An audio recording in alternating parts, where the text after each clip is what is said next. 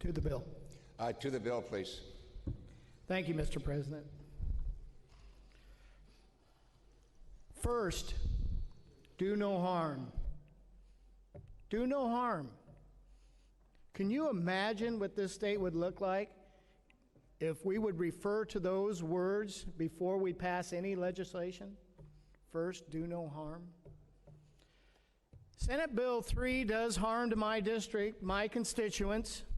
No question about it. 838 did that in 2013. Let's go back to 2013. Let's begin at the beginning.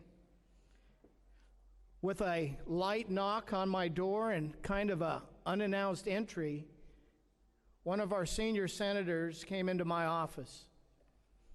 He asked me, or actually he told me, that he would be working on an issue that was specific to my district, wanted me to know about it. It was about a conflict between dredge miners and property owners. I thank the good senator for that courtesy, a courtesy that I was not given on Senate Bill 3. What happened after that, I don't know. The senator explained to me he was just trying to get some sort of regulations to mitigate this conflict. Seemed reasonable. What happened after that, I have no idea. I think maybe his bill was hijacked by special interest groups, another fundraising issue. I don't know. But it pretty much banned dredge mining in my district, something that's been going on since the 1850s. Prospecting, mining. 1852, sailors jumped ship in Crescent City, made it to the Illinois Valley, discovered sailors' diggings, Waldo Mining District, Josephine Creek, many claims on Josephine Creek. Josephine was a daughter of a miner, one of the first white women into the area. Later, the county was given her name. This bill is another direct attack on my district, the way of life for the people. You know what else happened in 2013, Mr. President? Rough and Ready Lumber Company shut down. 90 years. People displaced. I got no relief out of this chamber at all. None. The only person that helped me was the governor. The governor found some resources to help that mill retool, modernize, and we got it going again. My last conversation with that governor was that I was very concerned that the timberlands around the Illinois Valley, where the log supply would come for that mill, was shut down. And I needed some help. I needed some help with our federal legislators. He looked at me and he said, I know, but I can't go there. That mill shut down, this time permanently.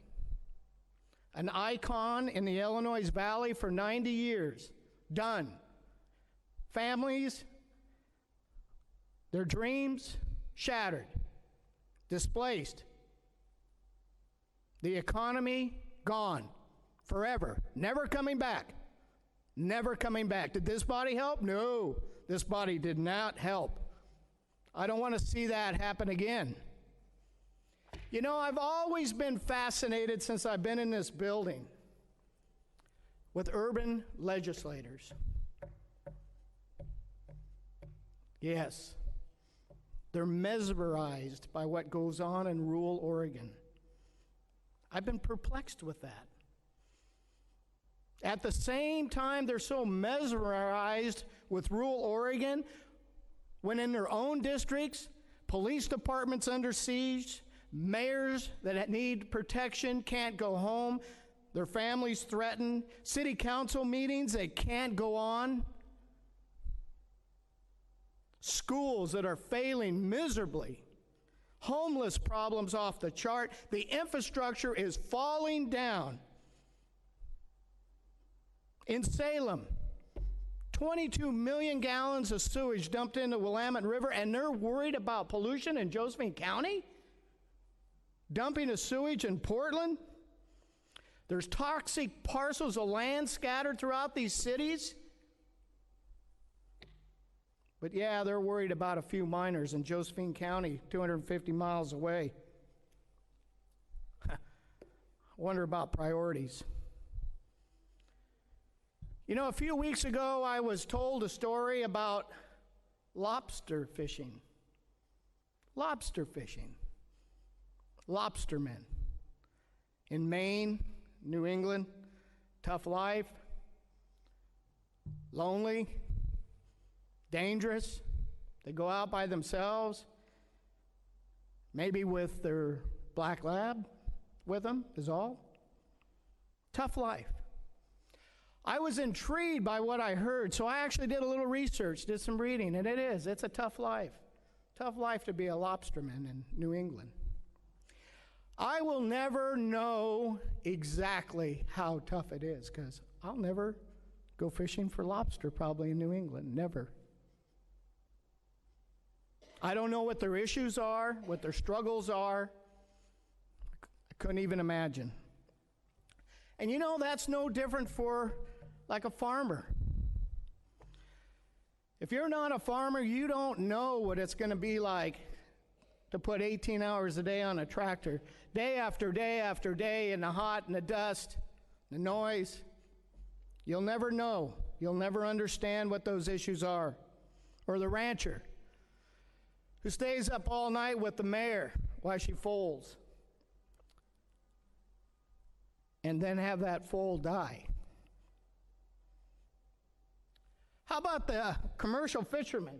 Now there's a gambler. Have you ever met a commercial fisherman? They'll take every single dime they have and put it in that boat, borrow every amount of money they can get their hands on for what? Maybe they'll have a good season. Just maybe. The logger? Yeah, I kind of know a little bit about the logger. 85 times more likely to get killed than a law enforcement officer. 85 times more. And the miner, yeah, that guy, optimist. They're always this far from hitting it rich. Always. But you know, if you're none of those people, you'll never understand what they go through. You'll never understand the heartache and the struggles they have.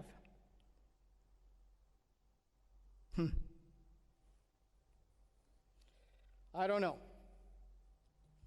One thing I do know, those people are producers. They produce commodities. Urban people, they're consumers. They consume commodities. Where would you be? Where would you be without that logger? Next time you're in your house or your condo and you're nice and warm, and yeah, who put that roof over your head? It wasn't for the logger. Or these chairs. We got all new chairs this year. You wouldn't have had those chairs without, if you didn't have a logger. And the leather that you're seating on right now, you'd never have that without the rancher. And the miner. These laptops that you're poking around on all the time, you wouldn't have those without a miner. Or the cell phone with the instant gratification, you wouldn't have that without a miner. We have the safest, most nutritious, most inexpensive food source in the history of mankind. You wouldn't have had that without the farmer. These are all rural issues. Don't you think rural people ought to be able to weigh in on them? Wouldn't that make sense? They understand these issues.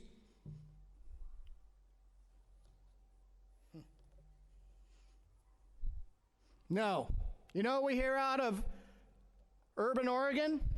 No, no, no, you can't cut those trees. No, no, no, you can't grow those crops. No, no, no, you can't mine. No, no, no, you can't build houses. No, no, no, we don't want you to use wood stoves. And even no, no, no, we don't want your dog to ride in the back of your truck. That's what we hear out of urban Oregon. Hypocrisy? Perhaps. Arrogance? Perhaps. Tolerance. Hear a lot about tolerance. Tolerance is a good thing. People should be able to be who they want to be, live the way they want to live, associate with who they want to associate. But in Oregon, is tolerance only reserved for urban Oregon? It's not afforded to rural Oregon? Really? We are always told where to live, what we can do, how to do it, how to make a living.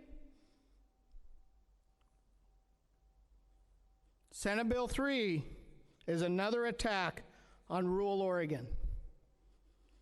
A vote for Senate Bill 3 is a vote against rural Oregon. Plain and simple. You vote, yes, it's another attack. It's just another attack.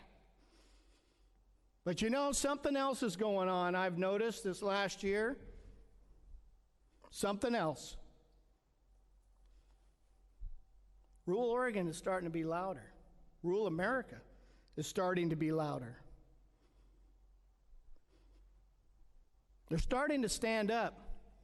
They've had enough. They're tired of being in the corner. And I see it. Rural Oregon will be heard. Rural Oregon is going to stand up for their way of jobs, their way of life, their property rights, their families, their values. And Mr. President, as rural Oregon stands up, I'm going to stand with them, beside them, and I'll remind them, first, do no harm. Thank you, Mr. President. Thompson and Senator Cruz yielded their time for the discussion. There's no